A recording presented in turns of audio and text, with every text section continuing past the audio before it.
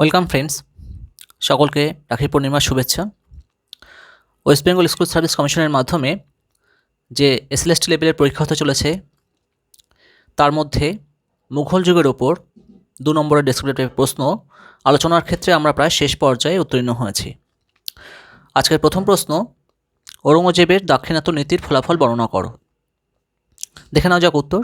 ঔরঙ্গজেবের দাক্ষিণাত্য নীতি রাজনৈতিক অদূরদর্শিতার চূড়ান্ত নিদর্শন। এর ফলে 1. মারাঠা শক্তির উত্থানের পথ প্রশস্ত হয়। 2. ক্রমাগত যুদ্ধে মোঘল রাজকোষ শূন্য এবং সৈন্য ক্ষয় হয়। 3. দীর্ঘ 26 বছর দাক্ষিণাত্যে ব্যস্ত থাকায় উত্তর ভারতে বিশেষত দিল্লি সংলগ্ন অঞ্চলে দারুণ গোলযোগ সৃষ্টি হয়। 4. আমির আমরাহদের অর্থ ও ক্ষমতা লিপ্সা 2 বৃদ্ধি পায়। এই ছিল ঔরঙ্গজেবের দাক্ষিণাত্য নীতির ফলাফল। দেখে নিই পরের প্রশ্ন। আমাদের পরবর্তী প্রশ্ন হলো, মোগল সাম্রাজ্যের পতনের কারণ কি? দেখে নিই উত্তর। প্রায় দীর্ঘ 200 বছরের সুমহান ঐতিহ্যের অধিকারী মোগল সাম্রাজ্যের পতনের জন্য কোনো একটি বিশেষ কারণকে দায়ী করা যায় না। এটি ছিল সম্মিলিত কারণের মিলিত ফল। দেখে নিই এবার সেই কারণগুলো। 1 নম্বর, নির্দিষ্ট উত্তরাধিকারী নীতির অভাব ও যোগ্য শাসকের অভাব। 2. অভিজাত শ্রেণীর অবক্ষয় ও গোষ্ঠীদ্বন্দ্ব। 3. আর্থিক সংকট, বাড়তি করের বোঝা জনগণকে বিদ্রোহী করে তোলে। 4. সামরিক দুর্বলতা ও শক্তিশালী সামরিক বাহিনী গঠনে ব্যর্থতা। 5. ঔরঙ্গজেবের ধর্মীয় গোড়ামি তথা ভ্রান্ত রাজপুত, শিখ, মারাঠা দাক্ষিণাত্য নীতি। 5. সর্বোপরি ক্ষয়িষ্ণু সাম্রাজ্যের ওপর নাদির শাহ ও আহমদ শাহ আবদালির আক্রমণ মুঘল সাম্রাজ্যকে একেবারে ধ্বংসের দিকে ঠেলে দেয়। এই ছিল গুরুত্বপূর্ণ 6টি কারণ মুঘল সাম্রাজ্যের পতনের। দেখে নিই আমাদের পরবর্তী প্রশ্ন। সমুগড়ের যুদ্ধ কবে কাদের মধ্যে হয়? ঔরঙ্গজেবের অভিষেক কবে হয়? উত্তর। 1658 খ্রিস্টাব্দে ঔরঙ্গজেব ও দারার মধ্যে সমুগড়ের যুদ্ধ হয়। এই যুদ্ধে দারা পরাজিত হয়। 1659 খ্রিস্টাব্দে ঔরঙ্গজেবের অভিষেক সমাপ্ত হয়। তিনি আলমগীর বাদশাহ গাজী উপাধি ধারণ করেন।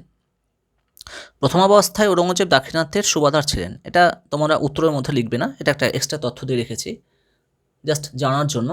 দেখে নিই পরবর্তী প্রশ্ন। শাসক হিসেবে ঔরঙ্গজেবের আদর্শ কী ছিল? দেখে নিই উত্তর। ঔরঙ্গজেব ইসলামিক রাষ্ট্রতন্ত্রে বিশ্বাসী ছিলেন এবং সর্বদা শরীয়তের বিধান অনুযায়ী রাষ্ট্র পরিচালনার পক্ষপাতী ছিলেন। তিনি সম্রাটের দৈব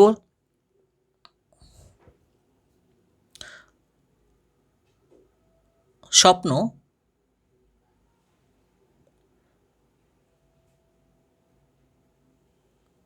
ও জনকল্যাণ আদর্শে বিশ্বাসী হলেও তার প্রধান উদ্দেশ্য ছিল ভারতকে মুসলিম দেশে পরিণত করা। এই ছিল ঔরঙ্গজেবের আদর্শ। চলে আসা যাক পরের প্রশ্ন। পরবর্তী প্রশ্ন হচ্ছে, ঔরঙ্গজেবকে জিন্দাপীর বলা হতো কেন? খুবই গুরুত্বপূর্ণ প্রশ্ন। সম্রাট ঔরঙ্গজেব ব্যক্তিগত জীবনে একজন নিষ্ঠাবান সুন্নি মুসলমান ছিলেন। তার অনাড়ম্বর জীবনযাত্রা ও ধর্মের প্রতি নিষ্ঠা দেখে সমকালীন সুন্নি মুসলমানরা তাকে জিন্দাপীর বা জীবন্ত সাধু বলে বর্ণনা করেন। কেউ কেউ আবার তাকে রাজকীয় পোশাকে আবৃত একজন দরবেশ বলে বর্ণনা করেন। পরের প্রশ্ন আসা যাক। নৌশক্তির অভাব মোগল সাম্রাজ্যের পতনের জন্য কতটা দায়ী? দেখে নিই উত্তর। একমাত্র আকবর ছাড়া আর কোনো সম্রাট নৌশক্তির ওপর গুরুত্ব দেয়নি, অথচ বিশাল সাম্রাজ্য রক্ষার জন্য নৌশক্তির প্রয়োজন ছিল। নৌশক্তিতে বলিয়ান পর্তুগিজ ও অন্যান্য স্থানের ইউরোপীয় নাবিকদের অনেক সময় নৌশক্তির দুর্বলতার জন্য মোগল শাসকরা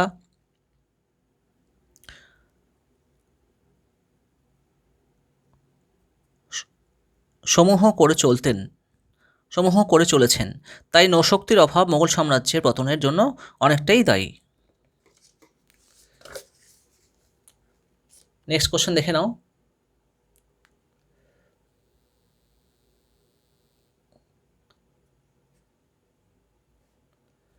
পরবর্তী প্রশ্ন হচ্ছে, ঔরঙ্গজেবের উত্তর পশ্চিম সীমান্তের নীতিগুলি লেখো। দেখে নিই উত্তর। ঔরঙ্গজেবের ভারতের উত্তর পশ্চিম সীমান্তের আফগান উপজাতিদের স্বায়ত্তশাসন কেড়ে নিলে তারা মোগল সাম্রাজ্যের উপর আঘাত হানে। আফগান উপজাতি ইউসুফজাই, আফ্রিদি, ঘতক প্রভৃতির আক্রমণে উত্তর পশ্চিম সীমান্তের শান্তি বিঘ্নিত হয় বা ব্যাহত হয়। শেষ পর্যন্ত 1674 খ্রিস্টাব্দে ঔরঙ্গজেব উপজাতিদের মধ্যে শান্তি স্থাপনের সক্ষম হন। এই দীর্ঘ যুদ্ধে একদিকে রাজকোষ শূন্য হয়, অপরদিকে শিবাজির উত্থান সহজতর হয়ে ওঠে। পরবর্তী প্রশ্ন, মোগল সম্রাট ঔরঙ্গজেবের বিদ্যুৎসাহের পরিচয় দাও। এখানে উত্তর, ঔরঙ্গজেব অসাধারণ চারিত্রিক গুণাবলীর অধিকারী ছিলেন। বিভিন্ন বিষয়ে তার যথেষ্ট পাণ্ডিত্য ছিল। তিনি আরবি, আইন ও পার্শ্বিক সাহিত্যে গভীরভাবে অধ্যয়ন করেন। কোরআন তার কণ্ঠস্থ ছিল। তার হস্তলিপি ছিল অতি সুন্দর। তার পৃষ্ঠপোষকতায় মুসলিম আইনের সর্বোৎকৃষ্ট ফতোয়া-ই-আলমগীরি সংকলিত হয়। ধর্মশাস্ত্রে সুপণ্ডিত হলেও জ্ঞানবিজ্ঞানের অন্যান্য শাখায় তার বিন্দুমাত্র আগ্রহ ছিল না, বিশেষত চিত্রকলা, সঙ্গীত, ভাস্কর্য এই সমস্ত ক্ষেত্রে কিন্তু ঔরঙ্গজেবের অতটা আগ্রহ ছিল না। পরের প্রশ্ন, ঔরঙ্গজেব কি হিন্দু বিদ্বেষী ছিলেন? তোমার উত্তরের সপক্ষে যুক্তি দাও। এখানে উত্তর, সামগ্রিক গবেষণার ভিত্তিতে ঔরঙ্গজেবকে হিন্দু বিদ্বেষী বলা যায় না। কারণ 1, তিনি যেহেতু গোঁড়া সুন্নি উলেমাদের সমর্থনে সিংহাসনে বসেন, তাই তার পক্ষে তাদের উপেক্ষা করা সম্ভব ছিল না। 2, তার রাজত্বের প্রথম 21 বছর জিজিয়া কর ছিল না। 3, তার আমলে বহু হিন্দু উচ্চ রাজপদে নিযুক্ত ছিলেন। তাই বলা যায় সমকালীন অর্থনৈতিক ও রাজনৈতিক পটভূমিকায় কেবলমাত্র বিশেষ সময়ের জন্য ঔরঙ্গজেব হিন্দু বিদ্বেষী নীতি গ্রহণে বাধ্য হয়েছিলেন, কিন্তু সামগ্রিক দৃষ্টিভঙ্গিতে তাকে কোনোভাবেই হিন্দু বিদ্বেষী বলা চলে না। চলে আসা যাক পরবর্তী প্রশ্ন, সম্রাট ঔরঙ্গজেব রাজদরবারে ইসলাম বিরোধী কোন কোন প্রথা রদ করেন? দেখে নিই উত্তর, সম্রাট ঔরঙ্গজেব দরবারে 1, বার্ষিক নওরোজ। 2, জন্মদিনে সম্রাটকে সোনা ও রূপা দিয়ে ওজন করা। 3, রাজদরবারে নৃত্য গীত।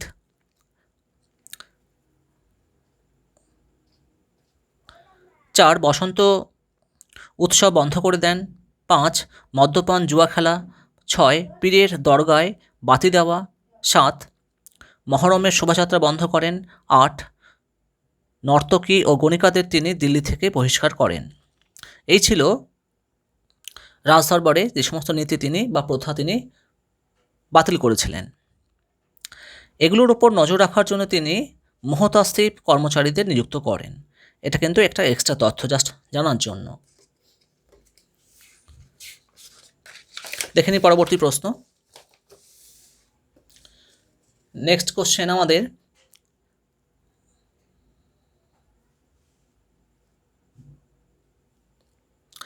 মহারাষ্ট্রে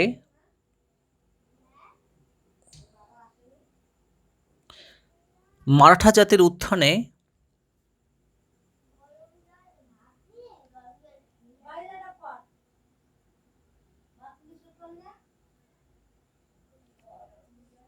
সাধকদের অবদান কি? দেখে নিই উত্তর, মারাঠা জাতীয়তাবাদের উত্থানের পেছনে অন্যান্য নানা কারণের সঙ্গে মহারাষ্ট্রের সাধক শ্রেণীর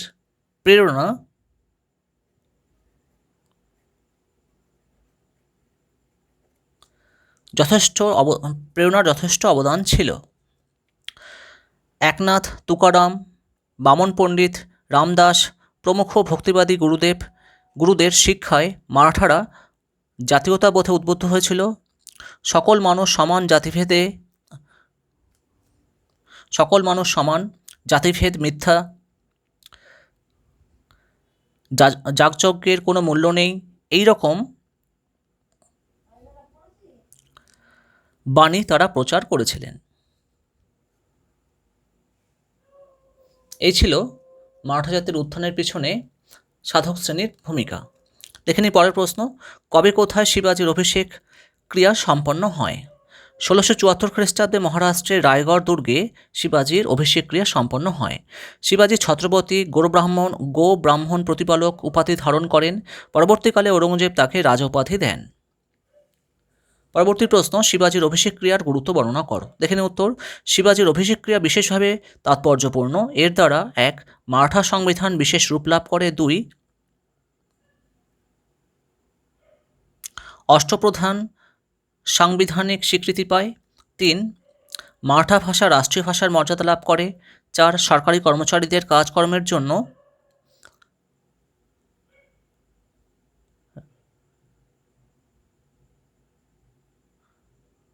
রাজ ব্যবহার কোষ নামক নতুন অভিধান প্রস্তুত হয়। 5. সর্বোপরি ঔরঙ্গজেব কর্তৃক শিবাজীকে রাজা উপাধি দান ছাড়াও বেরারে একটি জায়গির প্রদান করা হয়। এই ছিল শিবাজীর অভিষেক ক্রিয়ার গুরুত্ব।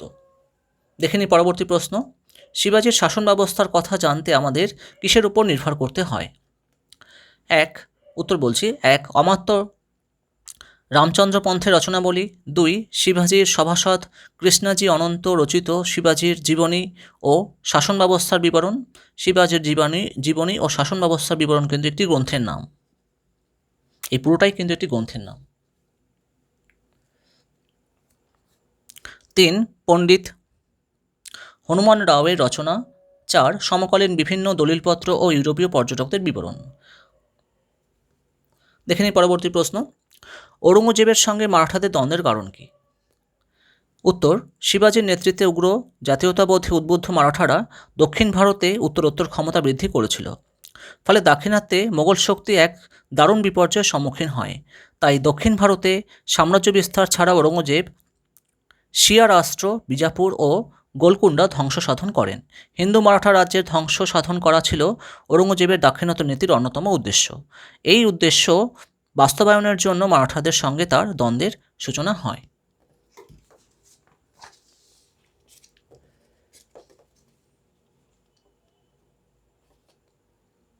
পরের প্রশ্ন দেখে নাও।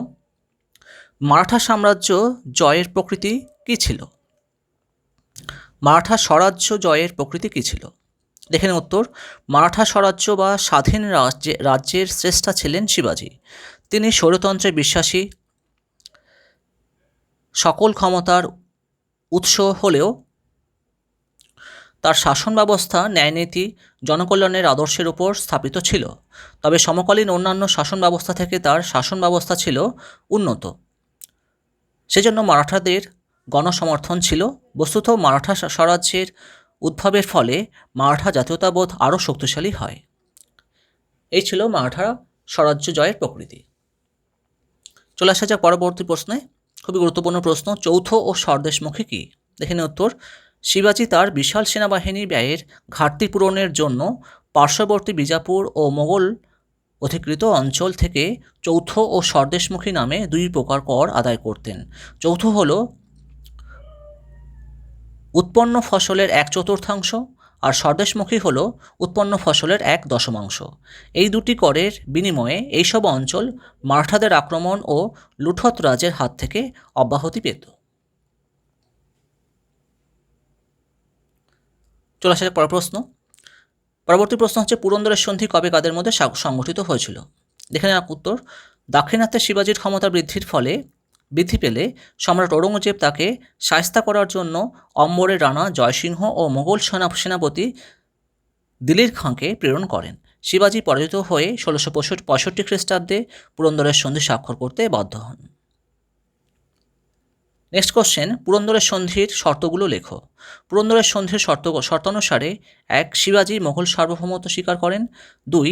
তার 44টি দুর্গের 23টি দুর্গ ও কয়েকটি জেলা মোগলদের ছেড়ে দেন। 3. তার পুত্র শম্ভুজি মোগল দরবারে 5000 মনসবদার নিযুক্ত হন। এবং 4. বিজাপুরের বিরুদ্ধে শিবাজী মোগলদের সাহায্যদানে সম্মত হন। পরবর্তী প্রশ্ন। বর্গী ও শিলাদার বলতে কী বোঝো? দেখে নে উত্তর। শিবাজীর অশ্বারোহী সেনাবাহিনীর দুটি বিভাগ হল বর্গী ও শিলাদার। যে সমস্ত স্থায়ী সৈন্য সরকারের তরফ থেকে ঘোড়া, পোশাক পরিচ্ছদ ও প্রয়োজনীয় অস্ত্রশস্ত্র পেতেন তারা হলো বর্গী। অপরদিকে শিলাদাররা ছিল বেসরকারি সেনা। তারা অর্থের বিনিময়ে নিজ দায়িত্বে অস্ত্রাদি, অশ্ব ও সাজসরঞ্জাম নিয়ে যুদ্ধক্ষেত্রে হাজির হতো। পরের প্রশ্ন। অষ্টপ্রধান বলতে কী বোঝো? দেখে নিন উত্তর। শাসন ব্যবস্থাকে সুদৃঢ় করার জন্য শিবাজীর রাজ্য শাসনের সঙ্গে যুক্ত 8 জন মন্ত্রীকে বলা হয় অষ্টপ্রধান। তারা হলেন পেশওয়া, প্রধানমন্ত্রী ছিলেন ইনি। অমাত্য রাজস্ব মন্ত্রী ছিলেন। 3. ওয়াকিয়ানবিশ, রাজ্যের সকল বিবরণ লিপিবদ্ধকারী ছিলেন ইনি। 4. দবির বা সুমন্ত, ইনি ছিলেন পররাষ্ট্রমন্ত্রী। 5. সচিব বা স্বর্ণাবিশ, সরকারি পত্রাদি প্রেরণের ভারপ্রাপ্ত মন্ত্রী ছিলেন ইনি। 6 পণ্ডিত রাও রাজপুরোহিত ছিলেন ইনি। 7 ন্যায়াধীশ অর্থাৎ প্রধান বিচারপতি ছিলেন ইনি। 8 সেনাপতি বা সর ই নৌবত, ইনি সামরিক বিভাগের ভারপ্রাপ্ত ছিলেন। এই ছিল আজকের মুঘল সাম্রাজ্যের ওপর গুরুত্বপূর্ণ বেশ কয়েকটি প্রশ্ন। আগামী দিন আমরা মুঘল সাম্রাজ্যের আরও কিছু গুরুত্বপূর্ণ প্রশ্ন নিয়ে আলোচনা করব। আরও 2-3 দিন সময় লাগতে পারে মুঘল সাম্রাজ্য শেষ করতে। তো বন্ধুরা, ভিডিওটা ভালো লাগলে, তোমাদের যদি এতটুকু উপকার লেগে থাকে, তাহলে অবশ্যই লাইক, শেয়ার, সাবস্ক্রাইব এবং কমেন্ট করে দিও। দেখা হচ্ছে আগামীকাল। ধন্যবাদ।